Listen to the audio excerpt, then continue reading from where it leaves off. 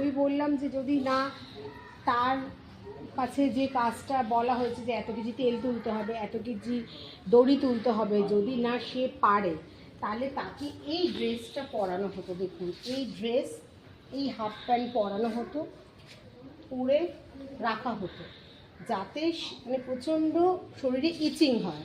হ্যাঁ, তারপরে ওটা তো পরানোই হতো, তারপরে দেখুন এই রকমভাবে দেওয়া হতো, দিয়ে এরপরে কাজ করানো হতো।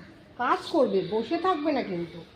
তারপরে দেখুন এখানেও সেম, বুঝলেন, মানে কাজ করার শেষে এই রকমভাবেই থাকতে হবে। এখানে দেখুন এটাও মানে যখন কাজ করবে জাস্ট এইটা খুলবে, হাত দিয়ে কাজ করবে। যখন হেঁটে হেঁটে যেত তখন ওই লোহার ইয়েগুলো লেগে পা দিয়ে রক্ত বেরিয়ে যেত। কত কষ্ট করতেন এনারা।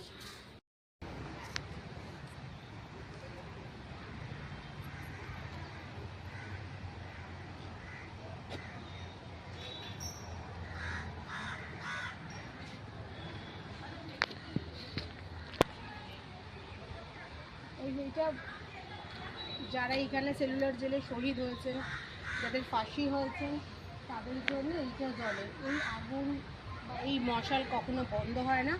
এই একটা আর ওই একটা, আসুন।